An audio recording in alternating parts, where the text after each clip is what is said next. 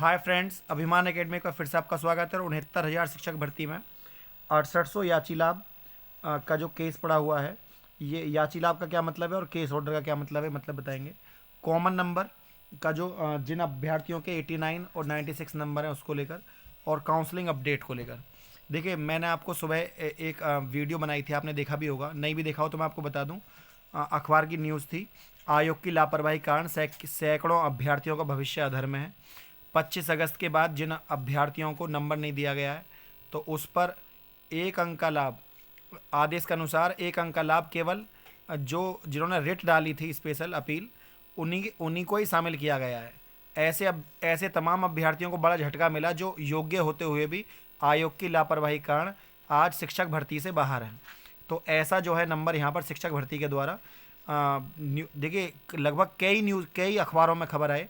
एक अंक का लाभ, अभ्यर्थियों का कहना है कि एक अंक का लाभ परिषदीय और 69 शिक्षक भर्ती में सम्मिलित होने वाले समस्त अभ्यर्थियों को दिया जाए। 14 फरवरी को रिव्यू पिटिशन है उस पर, 14 फरवरी को उसके रिव्यू पिटिशन पर सुनवाई है। और आयोग के चक्कर काट रहे हैं अभ्यर्थी कि हमें भी ये एक अंक दिया जाए, क्योंकि जब क्वेश्चन ही गलत है तो सबको कॉमन अंक मिलना चाहिए था। कॉमन अंक का मतलब ही है। देखिए, ईडब्ल्यूएस केस में एक नई याचिका पड़ रही है, तो जो अभ्यर्थी ईडब्ल्यूएस केस में जुड़ना चाहे वो जुड़ सकता है। और मोबाइल नंबर ये है अगर कोई आपको भी संपर्क करना हो जुड़ने के लिए। और आज हमारे एक 6800 याची लाभ वाले केस की आज सुनवाई थी, क्योंकि मामला 192 नंबर पर लगा हुआ था और मामले केवल 37 मामले ही उठ पाए, और 37 के बाद जो है जज साहब उठ गए, उसके बाद सुनवाई नहीं हो पाई। 2 से 3 दिन के बाद दोबारा इस पर सुनवाई होगी। 6800 याची लाभ केस क्या है? 6800 याची लाभ केस ये है कि जिस प्रकार ओबीसी एससी की 6,800 सीटें बढ़ाई गई हैं, उसी प्रकार जो याची 6800 के अगेंस्ट गए थे, उनको अगर नौकरी नहीं मिल रही है तो उनको कम से कम वहाँ पर याची लाभ देते हुए, देखिए सरकार ने 22,000 सीटें तो जोड़ी नहीं, तो लेकिन कम से कम 22,000 सीटें याची लाभ देते हुए उनको नियुक्ति दी जाए। तो ये इस तरह का संभावना है इसमें। क्योंकि देखिए, सबसे बड़ी बात यह है कि सरकार बचाव कर रही है कोर्ट में 6800 सीटों का, और हम भी नहीं चाहते कि किसी को नौकरी ना मिले। हम भी चाह रहे हैं कि 68 कम से कम अब 6800 अभ्यर्थियों को तो नौकरी मिले, क्योंकि यदि 6800 अभ्यर्थियों की ओबीसी एससी की लिस्ट लगती है तो जनरल कैटेगरी का अभ्यर्थी ये कह सकता है कि सर हमें भी ये सीटें दी जाए, और ये क्योंकि आपका वो कौन सा अनुपात है जिससे ये सीटें भरी गई हैं।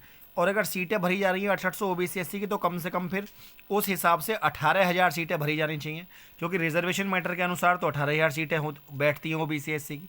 और अगर एमआरसी को पूरी तरह से आपने लागू नहीं किया है तो 6800 सीटों का फॉर्मूला कौन सा निकला है? तो ये जो तरीका है, या तो 18,000 सीटें भरी जाएं, अन्यथा जो याची बने हुए केस में कम से कम उनको, तो सरकार 6800 का बचाव कर रही है, और हम जो जो हमने केस डाला है हम अपने याचियों का बचाव कर रहे हैं कि भाई हमें जो है यहाँ पर नियुक्ति दी जाए। अच्छा, कॉमन नंबर का मैटर मैंने आपको बता दिया। जिन अभ्यर्थी रिव्यू पिटिशन पड़ी हुई है, इसकी 24 तारीख को सुनवाई है, और काउंसलिंग को लेकर अभी यहाँ पर कोई अपडेट देखने के लिए नहीं मिल रही है। तो काउंसलिंग की मैंने आपको बता दिया, ईडब्ल्यूएस का केस पड़ने वाला है। इसके लिए शर्त यह है, अभ्यर्थी, देखिए कुछ अभ्यर्थी जो है मूर्ख बन रहे हैं, उन्हें पता नहीं है शायद। ईडब्ल्यूएस केस का सबसे प्रथम शर्त यह है कि अभ्यर्थी का जनरल कैटेगरी का होना बहुत ज़रूरी है। जनरल कैटेगरी का बच्चा हो, और जनरल कैटेगरी के साथ साथ वो बच्चा अब जो सुपर टेट का एग्ज़ाम है वो क्वालिफाई हो, है ना, या उसे कहीं से याची लाभ जो है कॉमन अंक का मिला हो। ऐसी स्थिति में वो ईडब्ल्यूएस केस के लिए अप्लाई कर सकता है। अन्यथा ईडब्ल्यूएस के लिए जनरल कैटेगरी के अलावा कोई बच्चा अप्लाई नहीं कर सकता। ठीक है। और 19-20 को काउंसलिंग की डेट थी, काउंसलिंग हुई नहीं। नंबर है, जो भी अभ्यर्थी जुड़ना चाहे हमारे साथ जुड़ सकता है किसी भी केस में। और ये मैंने आपको पहले ही बताया था कि 19-20 तारीख को काउंसलिंग होनी है। काउंसलिंग 19-20 तारीख को नहीं हुई। नया जो भी आदेश आएगा आपको समय पर बता दिया जाएगा। तो फ्रेंड, यदि वीडियो आपको अच्छी लगी तो वीडियो को लाइक, शेयर और चैनल को सब्सक्राइब करना ना भूलें। आज के लिए इतना ही। जय हिंद, जय भारत।